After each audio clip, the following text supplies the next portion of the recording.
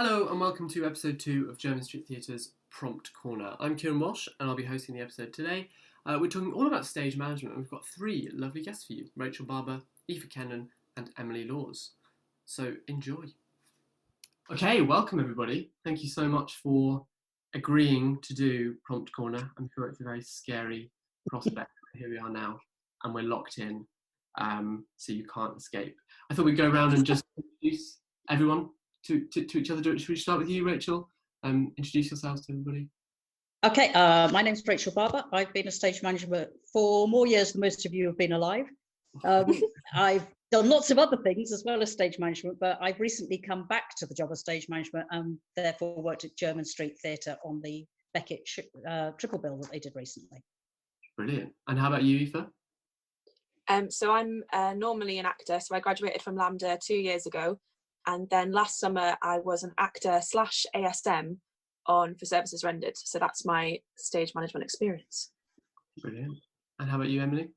I've been a stage manager for about 4 years now, and I've done bits and bobs all over, but most recently, Tom's last 3 productions at Jermyn Street.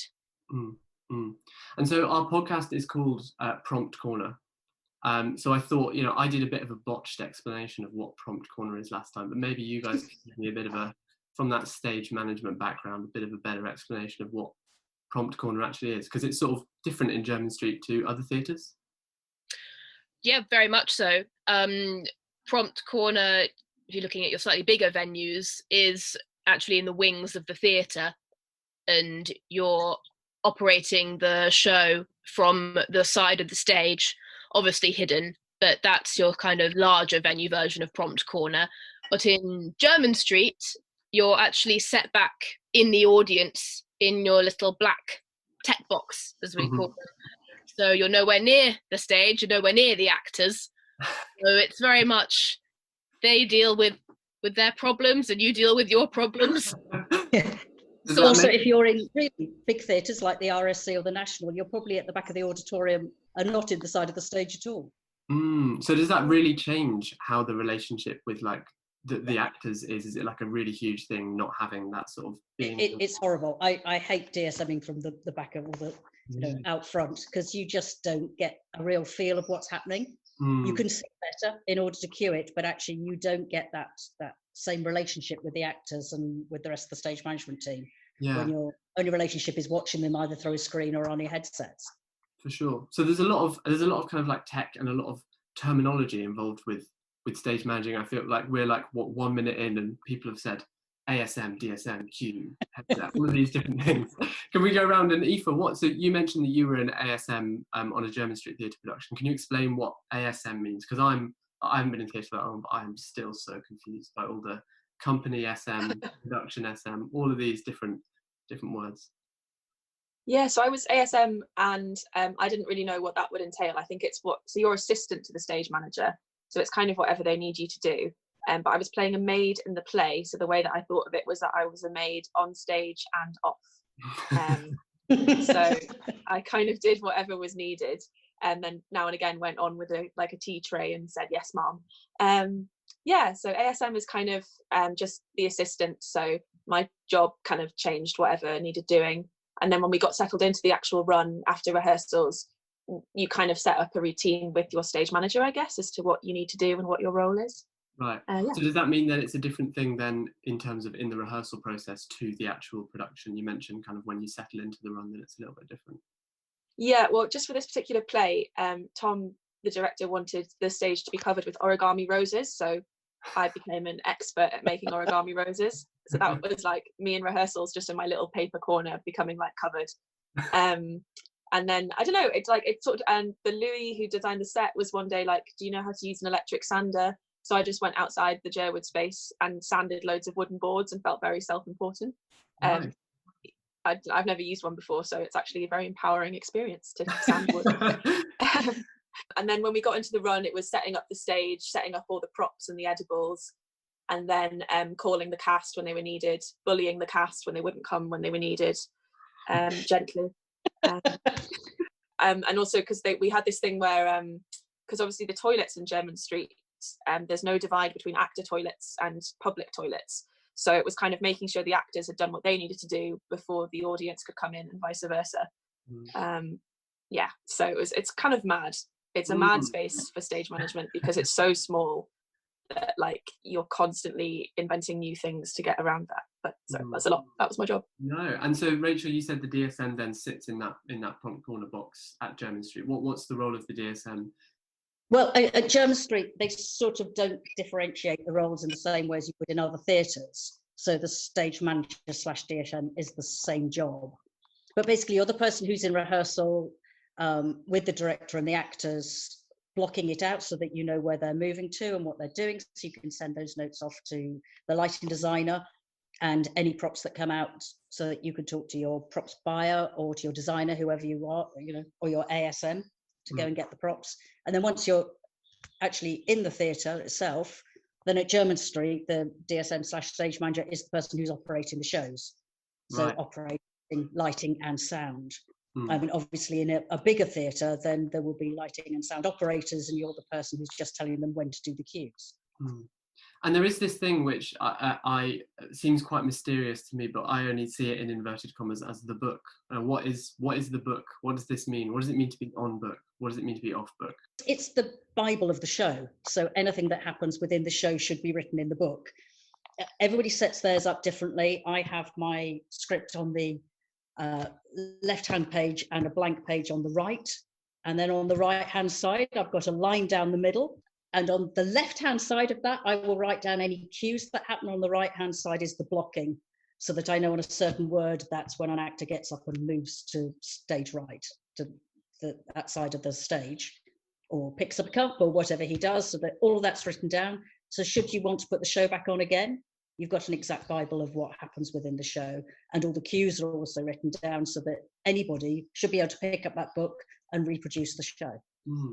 And Emily, for example, if you have your book like this, does that change at all throughout the production? Does that change, or do you get to a certain point where that's like set in stone? That's the one thing is it biblical at some point? It depends if you're touring the show.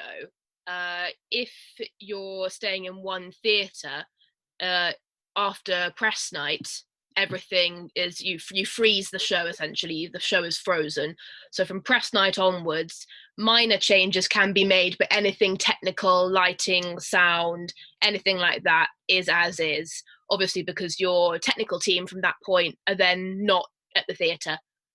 They go off and do the hundreds of other shows that they're always on.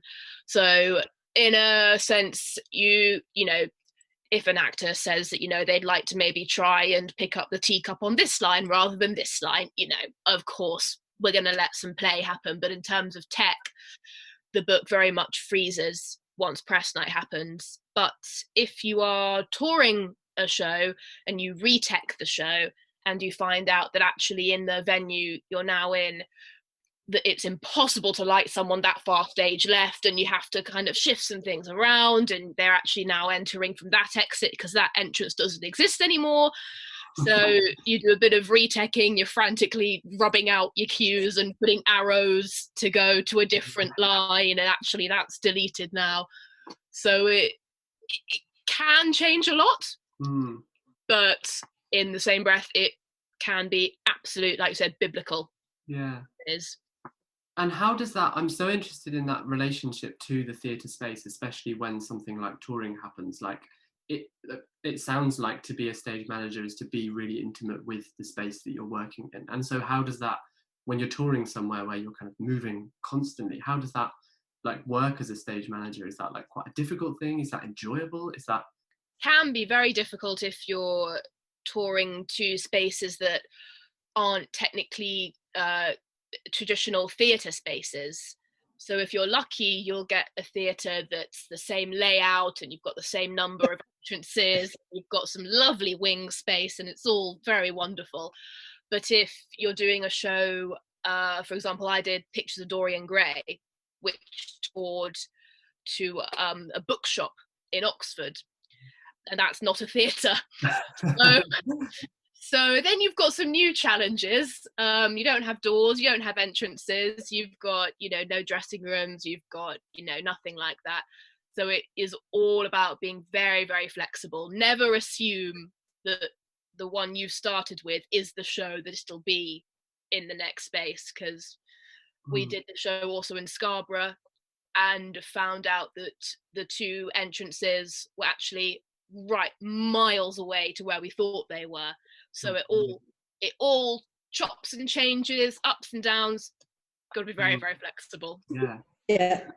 Also, if you're touring abroad, things can be really different again, because you have to speak the language of somewhere else. I've toured to America a few times. I remember on the very first occasion we were doing the first scene change, and I turned to our crew there and I said, can you strike the truck?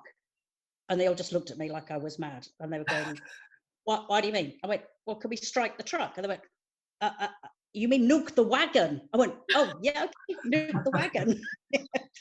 So you're constantly having to sort of fight this. Or you could play Newcastle when you just don't understand what they're talking about. What does strike the truck mean? What on earth is that? It's a piece of scenery that's on wheels that you move off into the wings. You did some touring. That was when you were at the RSC, wasn't it? Yeah, I did quite a lot with the RSC. Yeah. I was lucky enough to play LA and Broadway with a show called Nicholas Nickleby that they did many moons ago. But that was a really big show, and it was great fun. It was another Trevor Nunn show. I worked with Trevor quite a few times, which is why it was great to work with him at Jermyn Street. Yeah. And what's it like being in those Broadway theatres? Is it just like a completely different world to anything you've experienced before? Yeah, but we're all doing the same job, putting on the same shows. So yeah, it's different because it's so big, but actually, essentially, you're all working to the same pattern. Yeah. And Aoife, you've had like that experience that you had at For Services Rendered at Jermyn Street. Seems like quite a unique one to have that sort of both actor and stage manager role going on. Would you do it again, basically, is my main question. Depends how much money they offered me. If anyone's listening. It was, I think, well, because as an actor, I think I was watching the other actors and being a little bit envious, but also it was really useful to just like appreciate the wider team, because I was involved in all the tech talks and stuff, and actually that's really useful because you realise, kind of watching the actors, you realise which ones are helpful to the rest of the team and which ones are slightly harder to manage. Maybe if that's a nice way of putting it. So yeah, and I definitely think there was a correlation between the actors that I thought were the best at acting and the actors who could look after themselves. I don't know if that's worth saying, but that's just me. I don't know. Maybe that's a bit too. No, that isn't just you. Completely accurate. Yeah, it's pretty accurate. But it was weird because I remember coming home and my housemate is a director and she's assisted Tom quite a lot at Jermyn Street, and I was like, it's ridiculous. Like some of them can't do their own Velcro. What's happening? And she was saying there was a scientific study or something done which showed that the blood in the actor's brain apparently redirects to the part of the brain that deals with literary functions when you're going on stage. So that might explain why like common sense goes out the window. But I didn't want to tell the actors that because I was like, I'm not going to encourage this type of behaviour. It was really weird. I was the youngest in the cast, but I think this sort of like Geordie mother persona came out when I was dealing with different situations. A lot of pastoral care.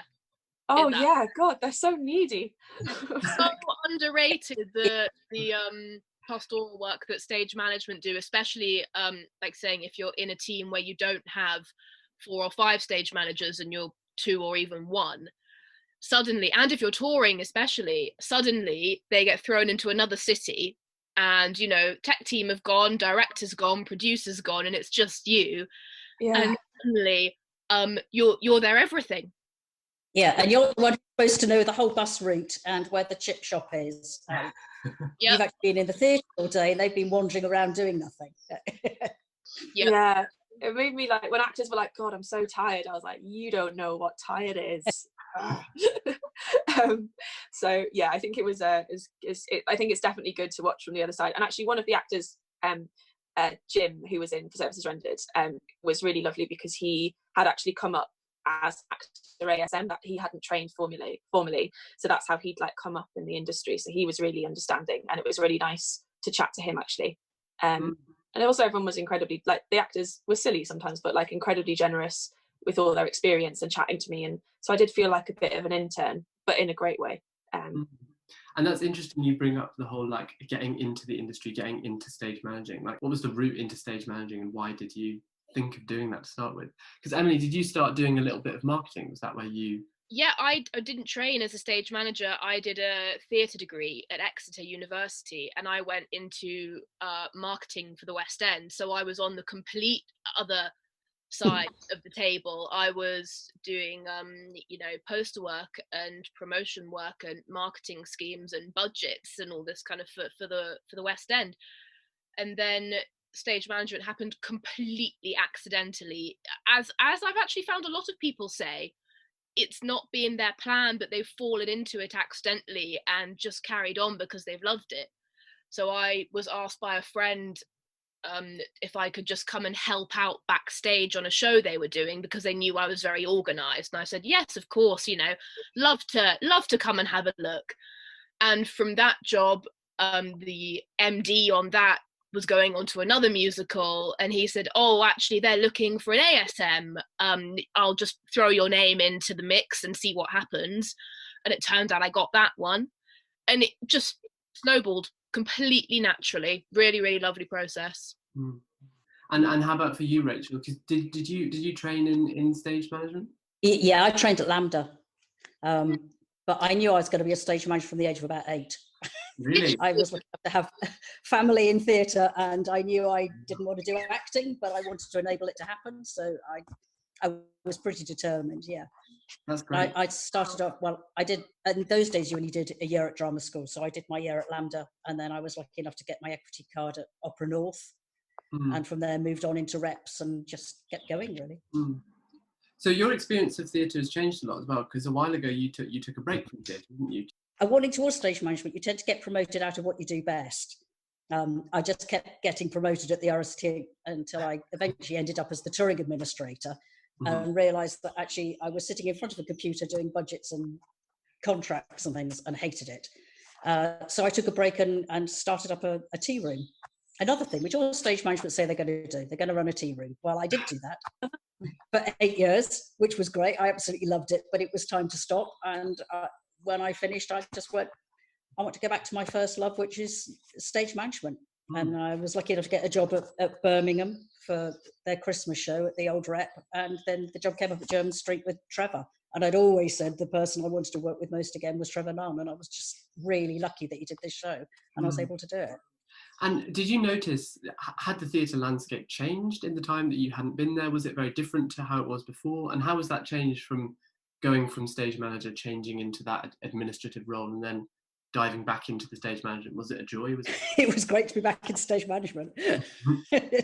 I just love being in rehearsals. And actually, although technically a lot of things have obviously changed, when I worked with Trevor last, there weren't mobile phones. We didn't have computers. Everything was in a triplicate book. I mean, you can't believe it now, can you?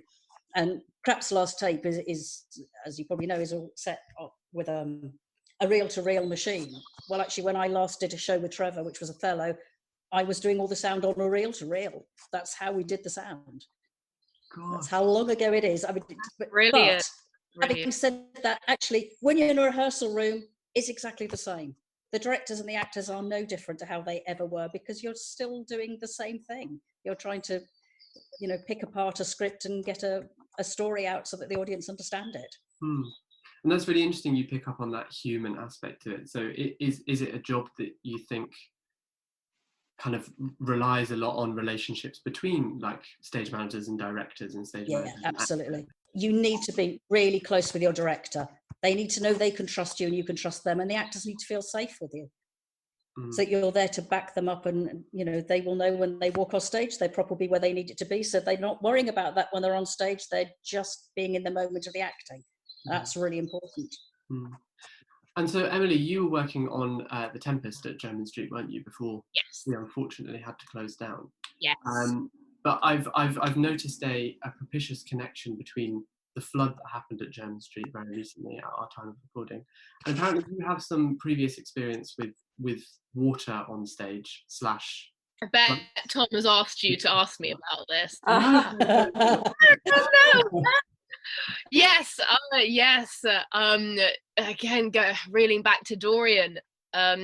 We had probably one of the most, if not the most difficult sets, especially to tour. We had a for want of a better word, a small pool pond on stage, which was big enough for an actor to lie in, like a very shallow bath. And we accidentally sort of kind of flooded the Stephen Joseph Theatre in Scarborough twice. We were ironing out some kinks with the show. We hadn't toured, it was absolutely magnificent. The team there were amazing, actually, because we came to them and we said, hey, we've got a pool on stage that actors get into and that needs to be emptied and refilled every night. And yes, one show I was actually in the gods operating the show, so I couldn't see the stage very well at all. And I thought the show was going absolutely magnificently. I thought it was a really good show, and the actors we had no interval, and the actors all came to me at the end and they went, oh my god, was it okay, was it all right? And I was going, yes, it was great, really lovely, I don't know what you're talking about. And it transpired that throughout the entire show, the pool had been leaking all over the stage. But because of the show and the lights, I couldn't see it. I couldn't tell. And the actors, they'd been moving a bit oddly, but they had been dodging these various pools of water all over the space. They'd not get wet. I was absolutely oblivious. And speaking with someone in the audience afterwards, they thought it was a artistic choice. So we rolled with that for that performance, to have the water dramatically emptying from the pool, very, very metaphorical, very artistic. Yes. A pool sounds pretty high level. I mean, has there ever been anything that you've had to do as a stage manager that you sort of just felt as though you need to say no to? Is there that sort of thing that you get to? Do you ever feel as though a director's asked you to do something and it's just been a tiny bit too preposterous and you've gone, actually? How long have you got? All the time in the world. Director's asked for something and you've gone, You see actors on stage drinking a lot, alcohol, etc. Is that actually alcohol? No. 99% out of the time it's not alcohol. Yeah, I wouldn't let them have alcohol on stage. You can do wonderful things with gravy darkener, is what I learned. Makes a good beer, makes a good whiskey. Doesn't it taste horrible? Well, they have to drink it, so. I heard that the Abbey in Dublin, I was watching one of their videos years ago, and they import non-alcoholic Guinness that's made abroad somewhere else so that they get the top. And I was like, that's so cool. And then they repaste the old labels on for like when they're doing a Sean O'Casey. That was really cool. That's really cool. And you could get champagne that pops, but it's actually got ginger beer in it. All those sort of things. Yeah. So is there like an underground stage manager's sort of black market for all these strange things? You do learn the tricks of the trade, going to different theatres and working with different stage managers, and they've decided that they want white wine in the show, and you learn that actually Diet Coke and water makes a very, very realistic looking white wine, and different food coloring stain costumes worse or better. This loses its fizz quicker, that's not fizzy, so don't use it for champagne. Oh no, that brand of apple juice is really bad, don't use that one.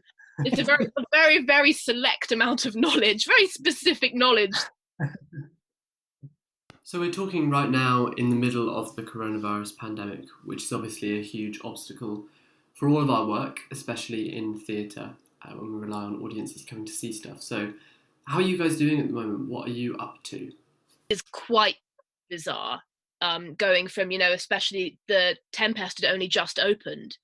So we had gone from, peak busy. We'd just had tech week, we'd had press night, we're doing the 14-hour days. We'd gone from absolute headless chickens suddenly to nothing. It's a very big wrench, and you don't really realise until you've had the first week of lockdown, as it were, and it's all lovely, and oh look, I can lie in and I'm eating 3 meals a day, isn't that wonderful? after that you realize how it is horrible, but how empty it is without it, without that theatre world. Even if you're not a stage manager, just without that world of theatre, there's what do? To try and stay creative at home. You realize the importance of that. Using reading's not enough. I've got to use my hands. I've got to make something. I've got to do something. I've got to run. I've got to be creative. So it has really highlighted to me the importance of my mental health actually as well. Not having that stimulus is challenging. It's really challenging.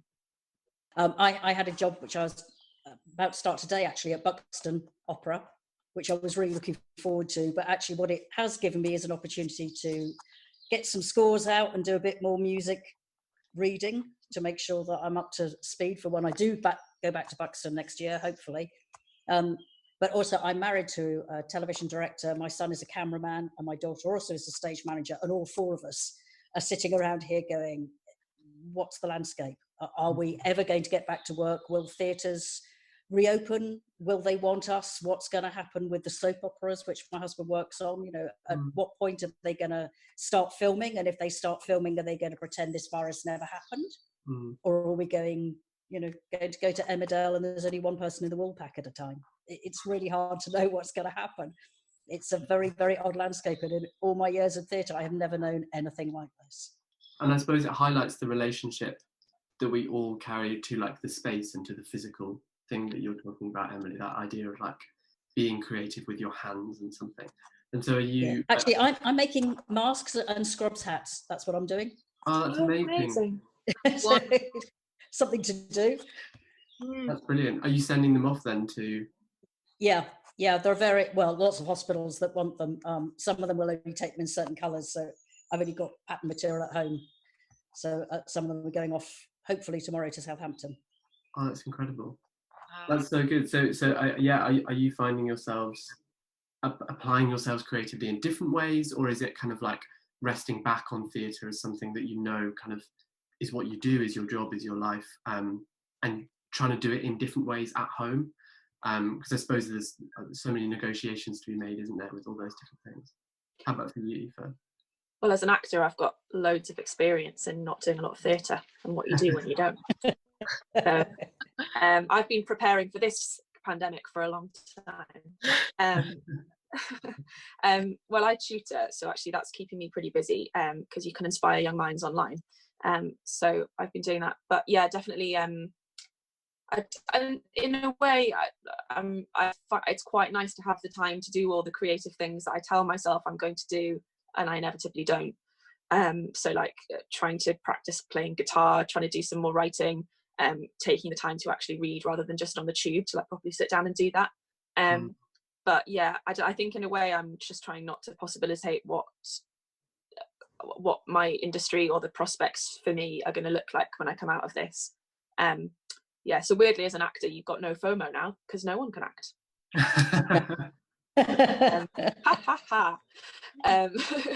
So yeah, I don't know, but I think I just feel that like when eventually this is all over, the urge to make theatre doesn't go away, and the urge to see theatre doesn't go away. However it happens, I don't know, but I feel like it's got to resurrect itself and rebuild itself in some way. And I just really hope to be a part of that, I guess. Yeah, for sure. And it's funny, you should, in one of your, when you were talking about the flood earlier, you mentioned that you were up in the gods. And that's an interesting other little kind of phrase. Do you want to explain that to Yes, the gods. Up in the top tippity topmost row of seats. If you've got balconies, if you've got dress circles, the gods is the highest level that you could possibly be in. And it just happened for that production.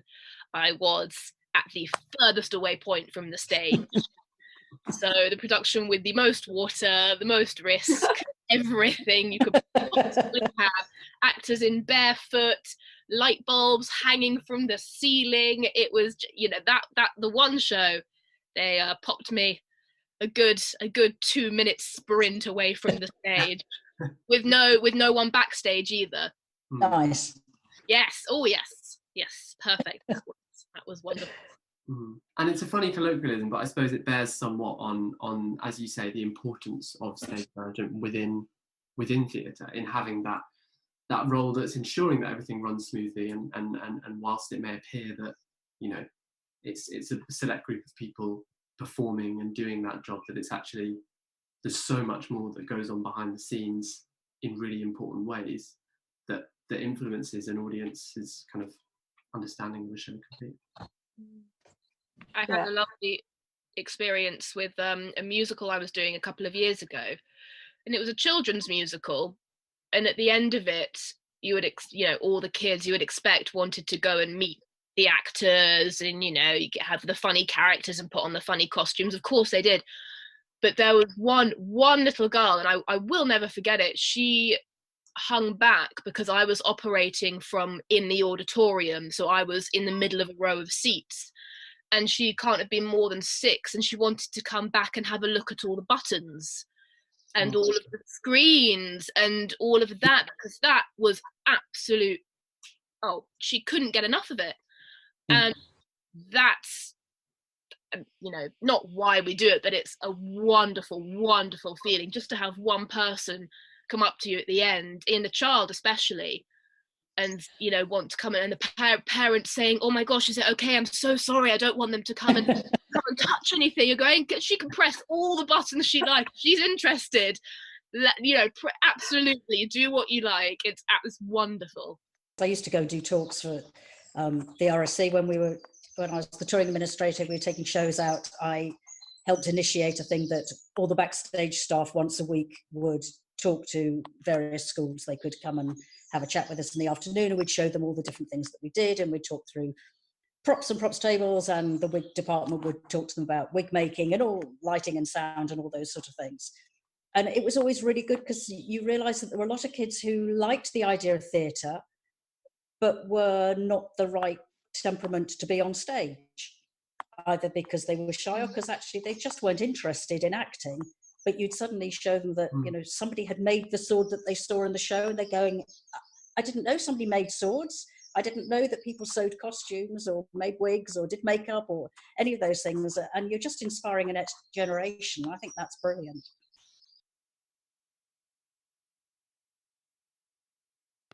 We hope you enjoyed this week's episode of Prompt Corner. Don't forget to tune in next week, when we'll be talking to our guests about developing plays.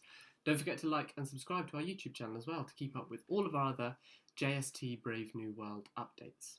See you soon.